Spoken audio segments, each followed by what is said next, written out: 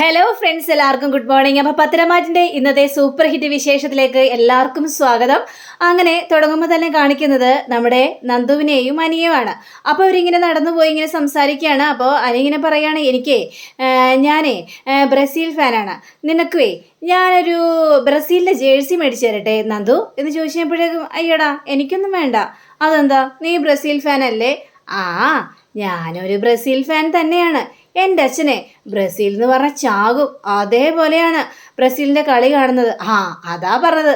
അപ്പം നമ്മളെല്ലാവരും ബ്രസീൽ ഫാനാണ് അല്ലേ നന്ദു എന്നൊക്കെ ഇങ്ങനെ പറയാണ്. അതെ അതെ, പക്ഷേ എന്നാലും എനിക്ക് ഈ നിശ്ചയത്തോട് അടുക്കും തോറും ആകെ ടെൻഷൻ കൂടി കൂടി വരികയാടി. ഈ എങ്ങനെയാണ് ഈ ടെൻഷനിൽ നിന്ന് മോചിതനാകുന്നത് എന്ന് പറഞ്ഞപ്പോഴേക്കും, നിശ്ചയം കഴിയട്ടെ, അപ്പം ടെൻഷനിൽ നിന്ന് മോചിതനാകുമല്ലോ. നീ എന്നെ കളിയാക്കുകയാണോ? ദേ നന്ദു, ഞാൻ പറഞ്ഞു, എനിക്ക് അവളെൻ്റെ ജീവിതത്തിലേക്ക് വരുന്ന തീരെ ഇഷ്ടമില്ലാത്ത കാര്യമാണ്. ഈ നിശ്ചയം മുടക്കാൻ വേണ്ടി ഞാൻ കുറേ നാളെ ഇങ്ങനെ പല ആലോചനകളായിട്ട് നടക്കുന്നു. ഇതൊന്നും മുടക്കാൻ എന്തെങ്കിലും ഒരു വഴി പറഞ്ഞതാ എൻ്റെ നന്ദുവേ. ഞാൻ എങ്ങനെ പറഞ്ഞു തരാനാണ് എൻ്റെ അനി? എനിക്കതിലൊരു ഐഡിയയും കിട്ടുന്നില്ല. ഇനിയിപ്പം ഞാൻ എന്തെങ്കിലും മുടക്കിയിട്ടുണ്ടെങ്കിൽ അവസാനം എൻ്റെ പേര് ആരെങ്കിലും പറഞ്ഞു കഴിഞ്ഞാൽ എനിക്ക് ജീവിക്കാനായിട്ട് പറ്റില്ല എൻ്റെ അനി.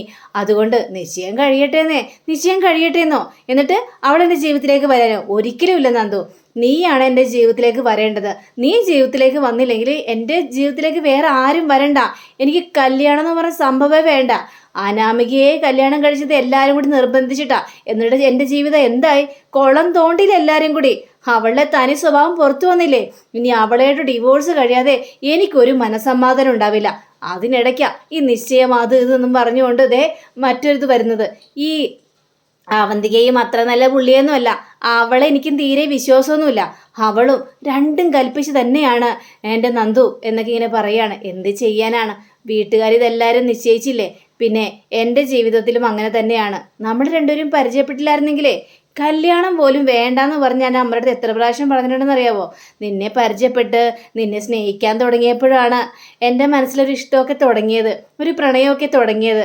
ഇനിയിപ്പോൾ നിന്നെ കല്യാണം കഴിക്കാൻ പറ്റിയില്ലെങ്കിൽ എൻ്റെ ജീവിതത്തിൽ വേറൊരാൾ വേണ്ട അനി, അത് ഞാനും നിശ്ചയിച്ച കാര്യമാണ് എന്നും പറഞ്ഞുകൊണ്ട് ഇവരിങ്ങനെ സന്തോഷത്തോടെ കൂടി പോവുകയാണ്. ഇതേ സമയം തന്നെ നമ്മുടെ നവീൻ്റെ അമ്മയും അതേപോലെ തന്നെ മുത്തശ്ശനും കൂടി ഇങ്ങനെ സംസാരിച്ചുകൊണ്ടിരിക്കുക. അപ്പം അമ്മ പറയാണ്, ദൈവമേ, എങ്ങനെയെങ്കിലും ഇവൻ്റെ കല്യാണം ഒന്ന് നടന്നാൽ മതിയായിരുന്നു. കല്യാണം നടക്കണമെങ്കിലേ നിന്റെ പിടിവാശിയൊക്കെ അവസാനിപ്പിക്കണം.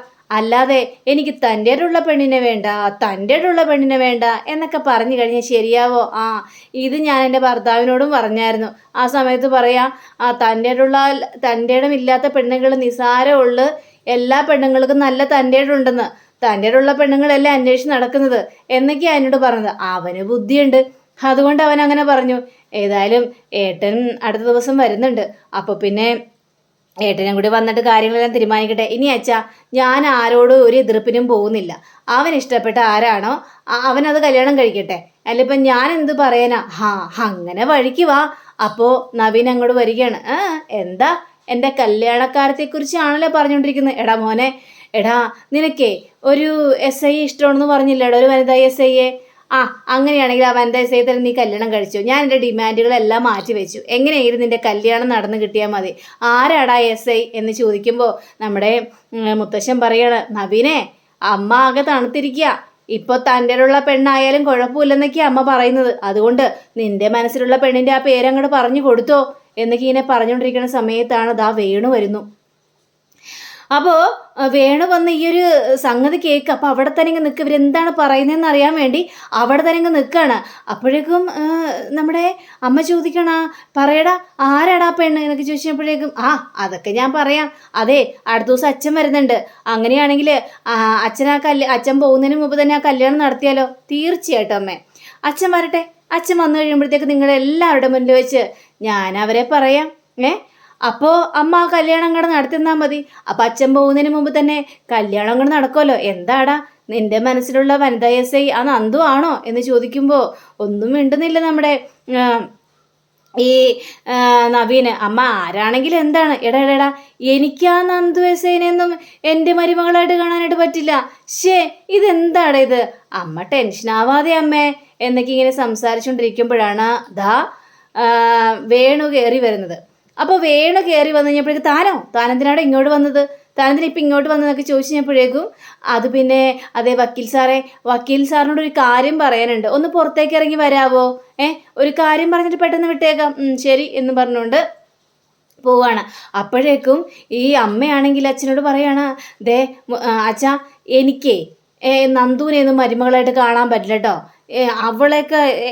അവളൊക്കെ ഏത് കുടുംബക്കാരാണ്, ഇപ്പം എങ്ങനെയായോ, അവൻ ഇഷ്ടപ്പെട്ട ഒരു പെണ്ണാണെങ്കിൽ അതങ്ങനെ നടത്തി കൊടുക്കണം, അത് നന്ദു ആണെങ്കിലും ആരാണെങ്കിലും എന്താ അച്ഛനറിയാമായിരുന്നോ, എനിക്കൊന്നും അറിയില്ല ആരാണെന്ന്, അവൻ എന്നോട് പറഞ്ഞിട്ടുമില്ല, ഞാൻ നിന്റെ ഈ പറച്ചിൽ കാരണം പറഞ്ഞതേ ഉള്ളൂ, കൂടുതൽ സംസാരിക്കേണ്ട ആവശ്യമൊന്നുമില്ല, ഞാനല്ലല്ലോ ഇതൊന്നും നിശ്ചയിക്കുന്നത് എന്നും പറഞ്ഞുകൊണ്ട് അച്ഛൻ അവിടെ നിന്ന് പോവാണ്.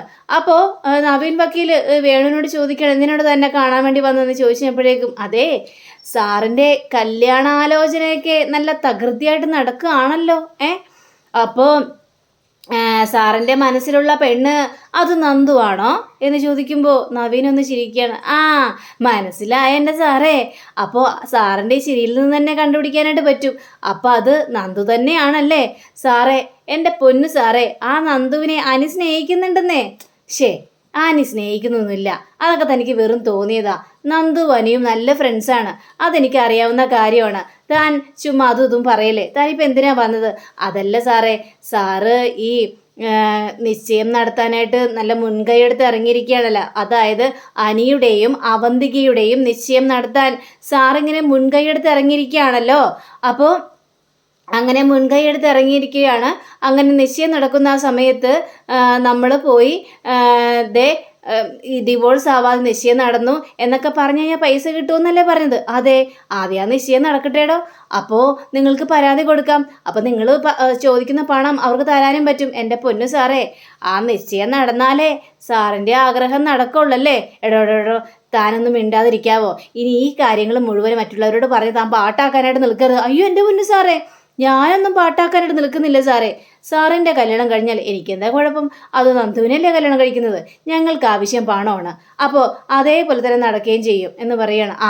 അപ്പോൾ ഞാൻ പറയുന്നത് പോലെ കാര്യങ്ങളെല്ലാം ചെയ്യേ, അപ്പോൾ തനിക്ക് പൈസയും കിട്ടും, ശരിയെന്നാ എന്നും പറഞ്ഞുകൊണ്ട് ഈ വേണു പോയപ്പോൾ ഈ നമ്മുടെ നവീൻ്റെ മനസ്സിലിരിപ്പോൾ എല്ലാം കാര്യങ്ങളെല്ലാം മനസ്സിലാക്കിയാണ് വേണു. അങ്ങനെ ഈ വേണു നേരെ വീട്ടിലേക്ക് ഓടിപ്പാഞ്ഞു വരികയാണ്. അപ്പോൾ നമ്മുടെ അനാമിക അവിടെ നിൽക്കുന്നുണ്ടായിരുന്നു. അനാമിക എന്തോ അമ്മയോട് തർക്കിച്ചുകൊണ്ട് ഇങ്ങ് നിൽക്കുകയാണ്. ആ സമയത്ത് എടി മോളെ, നമ്മൾ വിചാരിച്ചതുപോലെ തന്നെ സത്യങ്ങളാ. എന്ത് സത്യങ്ങൾ? അതെ, ഇതെല്ലാം നവീൻ വക്കീലിൻ്റെ പ്ലാനാണ്, ആ നന്ദുവിനെ കല്യാണം കഴിക്കാനായിട്ട്. ഞാൻ ആ വീട്ടിലേക്ക് കയറി ചെന്നപ്പോഴേ നവീൻ്റെയും നന്ദുവിൻ്റെയും കല്യാണ കാര്യത്തെക്കുറിച്ച് സംസാരിച്ചുകൊണ്ടിരിക്കുക അവർ വീട്ടുകാർ. അപ്പോൾ ഈ നിശ്ചയം നടക്കണമെന്ന് അവർ ഉറച്ച തീരുമാനത്തിലാണ്. ഓഹോ, അത് ശരി. അപ്പോൾ ഈ നിശ്ചയം നടന്നാൽ മാത്രമേ നന്ദുവിനെ കല്യാണം കഴിക്കാനായിട്ട് പറ്റുള്ളൂ. അനിയുടെ ജീവിതത്തിൽ നിന്നും ഈ നന്ദു പോകണം. അതിനു വേണ്ടിയാണ് ഈ വക്കീൽ ചെയ്ത് കൂട്ടുന്നത് അല്ലേ. അപ്പം നമുക്ക് വന്ന മെസ്സേജ് സത്യം തന്നെയായിരുന്നു അല്ലേ അച്ഛാ? ഇത് കേട്ടപ്പോഴേക്കും അതേ മോളെ, അത് സത്യം തന്നെയായിരുന്നു. എങ്ങനെയെങ്കിലും നിശ്ചയം മുടക്കിയേ മതിയാവുള്ളൂ.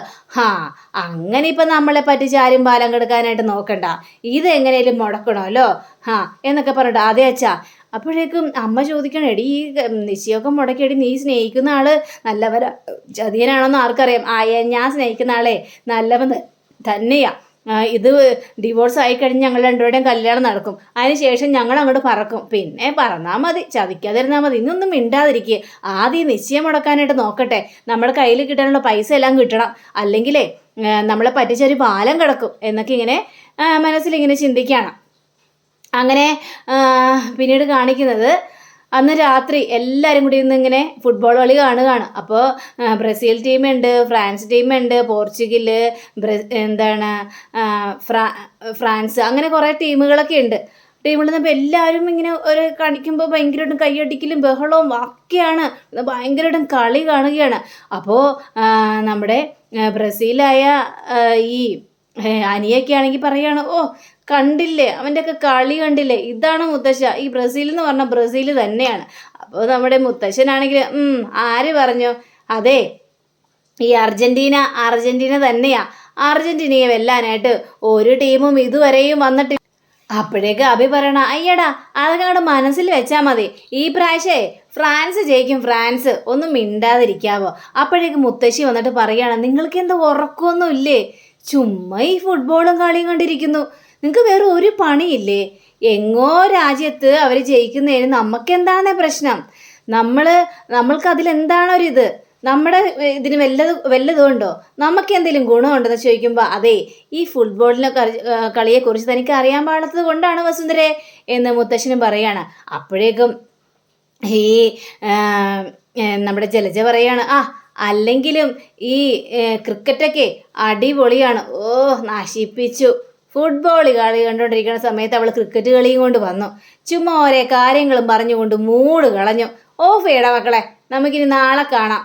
അല്ലെങ്കിൽ മൊബൈലുണ്ടല്ലോ, മൊബൈലിരുന്ന് കണ്ടാൽ പോലെയെന്ന് മുത്തശ്ശി ചോദിക്കുമ്പോൾ, അതെ, സ്ക്രീനിൽ എല്ലാവരും കൂടി ഇരുന്ന് കാണുന്നത് പോലെ വരില്ല മൊബൈലിൽ കണ്ടു കഴിഞ്ഞാൽ. ഇത് ആസ്വദിച്ചിരുന്ന് കാണേണ്ട കാര്യമല്ലേ എൻ്റെ വസുധരെ? ഇനിയിപ്പോൾ ആസ്വദിച്ചിരുന്ന് കാണേണ്ട, പോയി കിടന്ന് ഉറങ്ങാൻ നോക്ക്. പ്രായം എത്രയെന്ന വിചാരം?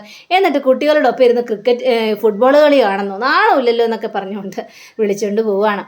സമയം തന്നെ നമ്മുടെ നയന നല്ല ഉറക്കത്തിലായിരുന്നു. അപ്പോൾ അതാ വരുന്നു ആദർശ് കയറി വരിക. അപ്പോൾ ആദർശ് കയറി എന്നിട്ട്, നയനെ താനെ ഉറങ്ങിയാടോ എന്ന് ചോദിച്ചപ്പോഴേക്കും, ഞാൻ ചുമ്മാ ഒന്ന് കണ്ണടിച്ചേ ഉള്ളൂ. കളി കഴിഞ്ഞോ എന്നൊക്കെ ചോദിച്ചപ്പോഴേ, കളി കഴിഞ്ഞിട്ടില്ല, അശ്വനുണ്ടായിരുന്നു. പിന്നെ മുത്തശ്ശിയാണേലും വഴക്ക് പറഞ്ഞ് ഞങ്ങളെല്ലാവരെയും ഓടിച്ചു. അല്ലെങ്കിലും എന്തിനാണെന്ന് ഈ കുത്തിയിരുന്നിങ്ങനെ ഇത് കാണുന്നത്? മൊബൈലിലല്ലേ, അപ്പം പിന്നെ അത് കണ്ടാൽ പോരെ എന്നൊക്കെ ചോദിക്കുമ്പോൾ, അതിൻ്റേതായ ത്രില്ലത് വേറെ തന്നെയാണോ? ഈ ഫുട്ബോൾ ടീം ജയിക്കുന്നൊക്കെ അതൊക്കെ നേരത്തെ മുതലുള്ള ഞങ്ങളുടെ ഒരു ഭ്രാന്ത് തന്നെയാണ്. ഇതിൽ വിജയിക്കണം. വിജയിച്ചു കഴിഞ്ഞിട്ടുണ്ടെങ്കിൽ എല്ലാവർക്കും ഭയങ്കര അവരവരുടെ ടീം ജയിച്ചു കഴിഞ്ഞാൽ എത്രമാത്രം ഇവിടെ ആഘോഷിക്കുമെന്ന് അറിയാവോ എന്നൊക്കെ ഇങ്ങനെ ചോദിക്കുകയാണ്.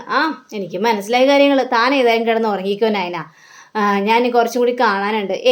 എനിക്കിപ്പോൾ ഉറക്കമൊന്നും വരില്ല എൻ്റെ ആദർശേട്ടാ.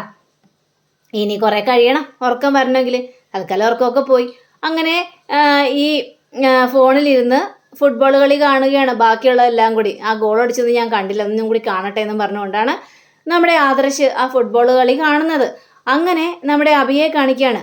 അപ്പോൾ അഭിയാണെങ്കിൽ ടെറസിൻ്റെ മുകളിൽ പോയി നിന്നിട്ട് അച്ഛനെ വിളിക്കുകയാണ്. അപ്പം അച്ഛൻ പെട്ടെന്ന് ഫോൺ എടുത്തിട്ട്, എന്താണ് മോനെ ഇപ്പോൾ വിളിച്ചത് എന്ന് ചോദിച്ചപ്പോഴേക്കും, ഒന്നുമില്ല അച്ഛാ, ഫുട്ബോൾ കളിയൊക്കെ കണ്ടു കഴിഞ്ഞപ്പോഴേക്കും അച്ഛനൊന്ന് വിളിക്കണമെന്ന് തോന്നി, അതുകൊണ്ട് വിളിച്ചതാ. അപ്പോൾ അതാ വരുന്നടാ നമ്മുടെ ജലജ ഒരു കാഴ്ച ഉണ്ടെങ്കിൽ, അച്ഛാ അമ്മ വരുന്നുണ്ട്, ഞാൻ കട്ടാക്കാൻ പോകുമെന്ന് പറഞ്ഞു. അമ്മ വരുന്നുണ്ടെന്ന് പറഞ്ഞില്ല, പെട്ടെന്ന് ഫോൺ കട്ടാക്കുക.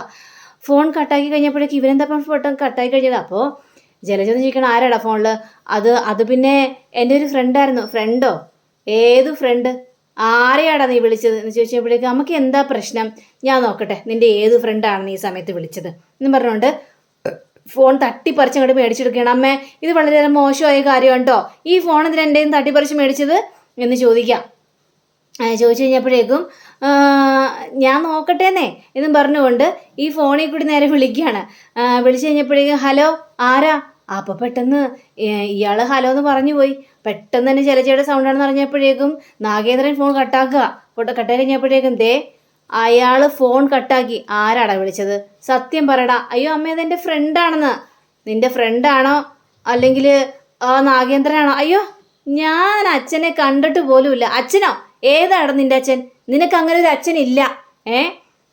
നിന്നെയും നിൻ്റെ പെങ്ങളെയൊക്കെ ചെറുതിലെ തന്നെ ഇട്ടിട്ട് പോയ മനുഷ്യനാത്. അതുകൊണ്ട് നിൻ്റെ അച്ഛനല്ല അയാൾ. അമ്മേ, എന്നെ വിളിച്ചത് ആ ഡേവിഡ് സാറാണെന്ന് പറഞ്ഞു കഴിഞ്ഞിട്ടുണ്ടെങ്കിൽ നമുക്ക് ദേഷ്യം വരൂലേ? അതുകൊണ്ടാണ് ഞാൻ അത് പറയാതിരുന്നത്. ഡേവിഡ് സാറാണ് അമ്മേ. എടാ, നീ കൂടുതൽ വേഷം കെട്ടല്ലേ. നിന്നെ എനിക്കറിയുന്നിടത്തോളം വേറെ ആർക്കും അറിയില്ല. നീ വായെടുത്ത കള്ളം മാത്രമേ പറയുള്ളൂ. അയ്യോ എൻ്റെ പൊന്നമ്മേ, ഞാൻ ഇതുവരെ അച്ഛനെ കണ്ടിട്ട് പോലും ഇല്ലമ്മേ. അവന്തിക കണ്ടിട്ടില്ലെന്ന് പറഞ്ഞു കഴിഞ്ഞാൽ അത് വിശ്വസിക്കാം. അവളെ കള്ളം പറയില്ല. പക്ഷെ നീ അങ്ങനെയല്ല, വായെടുത്ത കള്ളം മാത്രമേ പറയുള്ളൂ. പറഞ്ഞു മനസ്സിലായോടാ എന്നൊക്കെ പറഞ്ഞുകൊണ്ട് വല്ലാത്തൊരു വാശി നിൽക്കാം. അപ്പോൾ അങ്ങനെ കാണിച്ചുകൊണ്ടാണ് നമ്മുടെ ഇന്നത്തെ റിവ്യൂടെ അവസാനിച്ചിരിക്കുന്നത്.